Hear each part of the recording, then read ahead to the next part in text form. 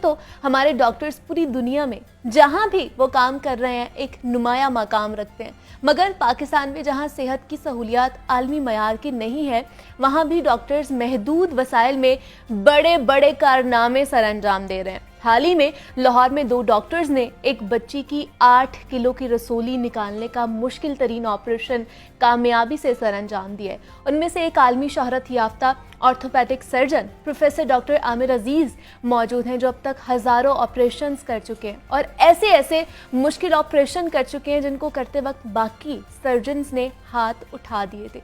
और उनसे जानेंगे कि रीढ़ की हड्डी के मसाइल क्या होते हैं और हड्डियों की मुख्तलिफ बीमारियों और तरीका इलाज के बारे में। और उनके साथ साथ हमारे साथ मौजूद हैं प्रोफेसर डॉक्टर नईम है, प्रोफेसर ऑफ ऑर्थोपेडिक है। सर डॉक्टर आमिर साहब, मैं आपको खुश आमदीद कहती हूँ और आपको भी मैं खुश आमदीद कहती हूँ जागो लाहौर में।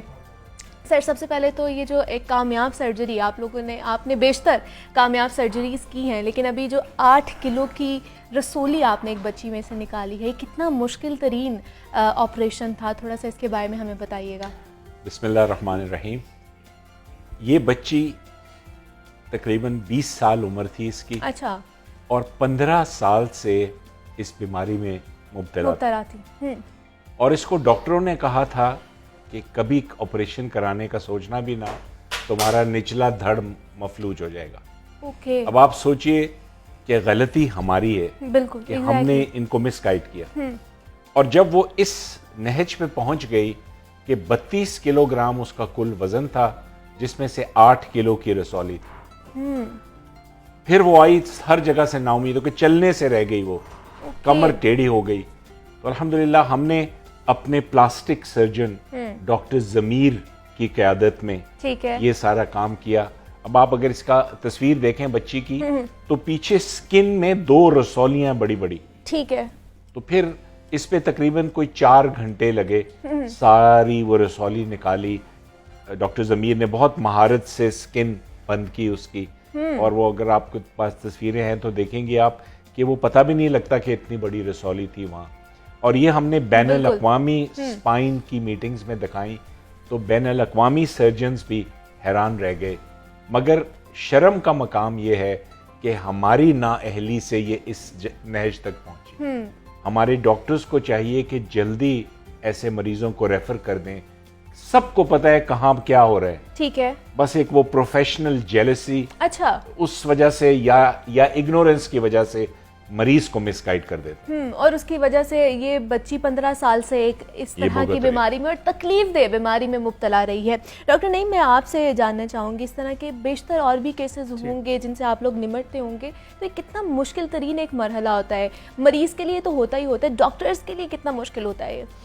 बिस्मिल्लाहिर्रहमानिर्रहीम।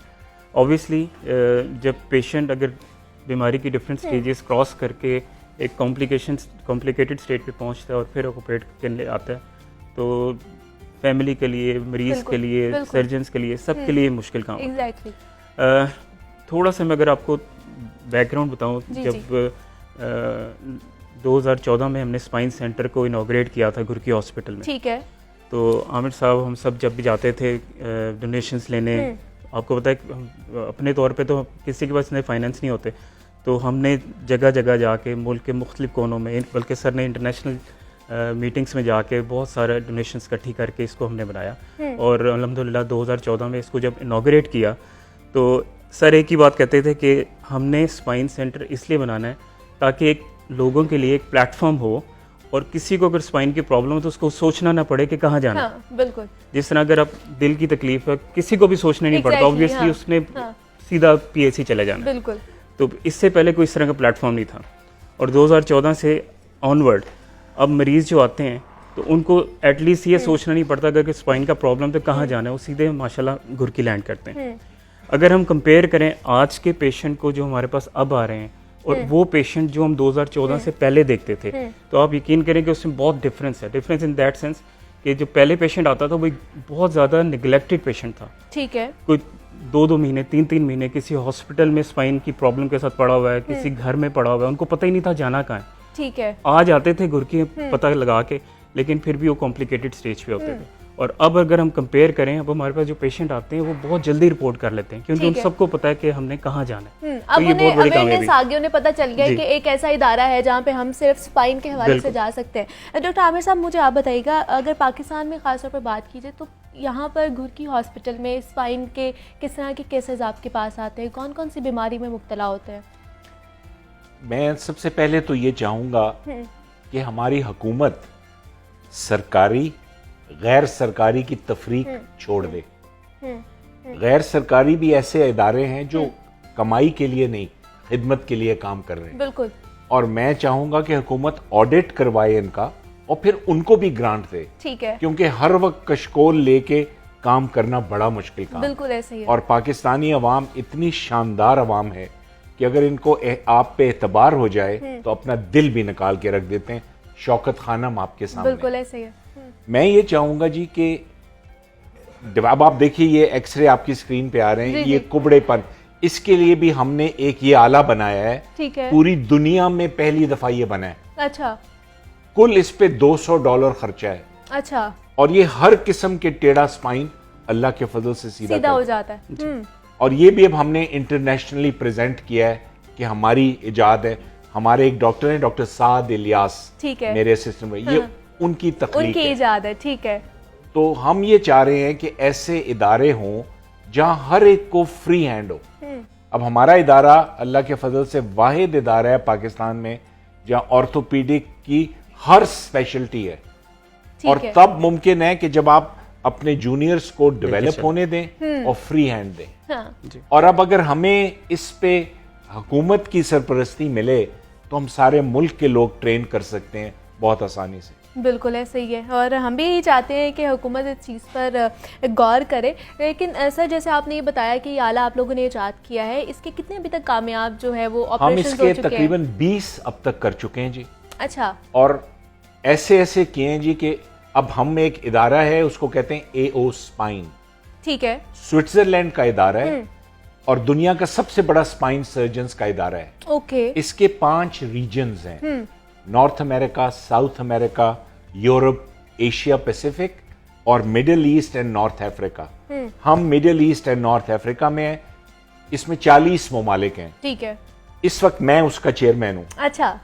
तो middle East and North Africa के लिए अब हम ट्रेनिंग सेंटर हैं स्पाइन के। तो अगर प्रॉपर मौके हमें मिलते रहें तो हम दुनिया में किसी से कम नहीं। हर किस्म की स्पाइन सर्जरीज हो रही हैं। 1250 स्पाइन के ऑपरेशन हर साल हो रहे हैं। और मैं आपको ये बता दूं, लाहौर में लोग दूरबीनी ऑपरेशन स्पाइन का, मिनिमली इन्वेसिव, ठीक है, 8.5 लाख रुपया ले रहे हैं। अच्छा। हम वहां बगैर किसी फीस के कई सालों से कर रहे हैं। सिर्फ ये है कि हम एडवर्टाइज करके लोगों को मिसगाइड नहीं करते। सो हर चीज मुमकिन है और हर चीज हो रही है। तो क्या सर, हमारे जो सरकारी हॉस्पिटल्स हैं उनमें ये सख्त मौजूद नहीं है कि वो लोग ये ऑपरेशंस कर सके मुफ्त में? मैं आपको इसकी बेसिक बताऊं अलामत। मसलन मैं हेड ऑफ द डिपार्टमेंट हूं, तो मुझे पता है ना कि मेरे डिपार्टमेंट में किस किस्म के लोग मुझे चाहिए। बिल्कुल ऐसे ही है। यहाँ ब्यूरोक्रेसी और सियासतदान अपनी मर्जी के लोग भेज देते हैं। जो सरकारी अस्पताल का हेड ऑफ द डिपार्टमेंट है उसके हाथ बंधे हुए हैं।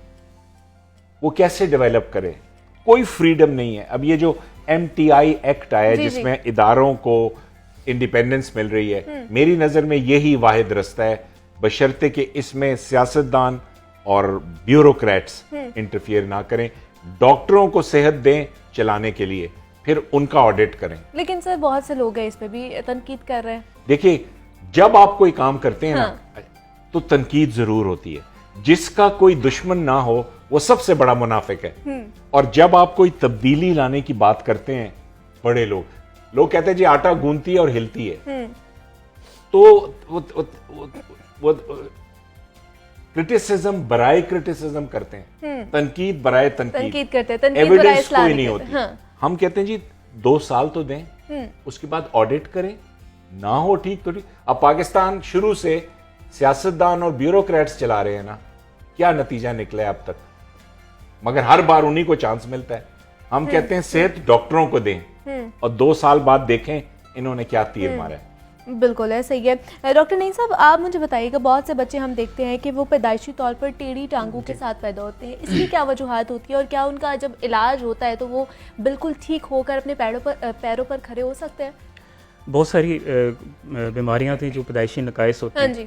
और उनमें ज़्यादातर जो बच्चे पैदाइशी तौर पे हमारे साथ हैं उन टेढ़े पाँव के साथ आते जी, हैं। जी। आपने अभी भी देखा होगा रोड्स पे कुछ जो फ़कीर मांगने वाले अभी तक वो बूढ़े भी हो जाते हैं, पाँव बिल्कुल टेढ़े ऐसे ही, होते हाँ हैं। जी। तो अब इस मॉडर्न दौर में, आज के इस दौर में अगर हम बात करें तो टेढ़े पाँव की ट्रीटमेंट बहुत सिंपल हो गई है। ठीक है। आज से अगर हम सिर्फ पीछे 20-25 साल चले जाएं तो इतने सीवियर टेढ़े पाँव का इलाज हम भी ये सोच रहे थे कि इसका ऑपरेशन होगा, लेकिन अब एक नई टेक्निक आ गई है जिसको हम कहते हैं पॉन्सेटी टेक्निक। ठीक उसमें है। सिर्फ प्लस्तर लगा के अच्छा। हफ्ते बाद हम प्लस्तर चेंज करते हैं और 5 से 6 हफ्तों के अंदर अंदर पाँव बिल्कुल सीधे हो जाते हैं। मतलब कोई ऑपरेशन नहीं करना पड़ता? अक्सर ऑपरेशन की जरूरत नहीं पड़ती, ठीक है। Provided if you know the technique properly. ठीक है। और इसी तरह ये तो एक टेढ़े पाँव, इसी तरह टेढ़ी टांगें, और इसमें बहुत सारे प्रॉब्लम या तो हड्डियों की कमज़ोरी की वजह से ओवर द टाइम डेवलप हो जाते हैं। विटामिन डी, कैल्शियम, घरों में धूप ना आना, खुराक बच्चों को सही ना मिलना, उसकी वजह से ये सारे नकाइस पैदा होते हैं, और ये सारी की सारी चीज़ें ट्रीटेबल हैं। तो क्या इनका इलाज भी सरकारी हॉस्पिटल्स में होता है डॉक्टर नईम साहब? देखिए, इलाज तो कोई प्रॉब्लम नहीं है, हाँ। इसमें विल होनी चाहिए।